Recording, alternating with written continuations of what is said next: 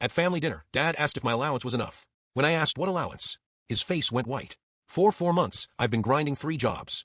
Tutoring high school kids, weekend event staffing, and bar shifts until 2 a.m. classes until 3 p.m., then straight to tutoring until 6. Quick dinner of instant noodles, then bar work until closing. I get home at 3 a.m., study until 5, sleep for 2 hours, repeat. I'm surviving on ramen packets and day-old bread. When textbooks cost $400 each, I photocopy pages at the library.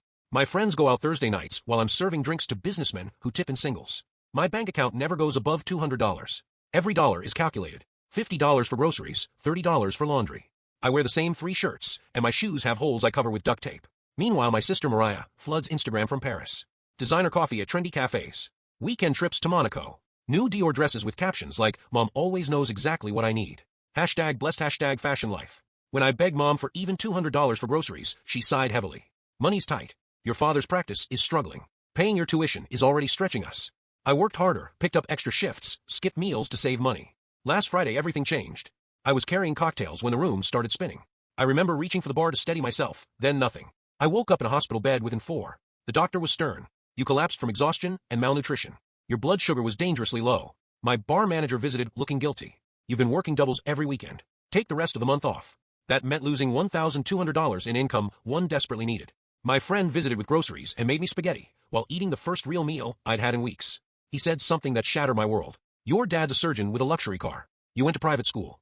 How is your sister affording Paris if money's so tight you're working yourself into hospital? That night, I called Mariah directly. Just checking in. How's Paris? Amazing. Mom just sent me the cutest Chanel bag for my birthday next month. My stomach dropped. How are you managing financially? Paris must be expensive. Oh, I don't worry about that. Mom transfers me about $3,000 a month, plus extra whenever I need something special. $3,000 a month, plus extras, while I was told there wasn't a single dollar to spare. At Sunday dinner, when Dad asked about my allowance, I watched our family explode. What do you mean? Dad's voice was confused. I've been sending $2,000 every month since you started school. Mom kept cutting her pot roast, not looking up. Where is Henry's money? Dad asked Mom. Silence stretched forever. I haven't sent any money to Henry. What? Why not? I've been keeping it for Mariah. She needs it more. She's studying fashion in Paris. It's expensive. She needs to look the part. Dad's face turned white. You've been withholding Henry's allowance, letting him work himself into a hospital, while secretly sending thousands to Mariah for shopping. Mariah has potential. She's special. She's delicate. Henry is exactly like you. He'll be fine. He doesn't need help. And Henry doesn't have potential. He's studying medicine. That's exactly it. He's practical. Mariah needs more support. The truth kept getting worse. $3,000 monthly for living expenses. Another $2,000 to $3,000 some months for networking events, proper clothes, accessories. While I collapsed from malnutrition, my sister was burning through $5,000 to $6,000 monthly of family money. Then Dad discovered the nuclear bomb.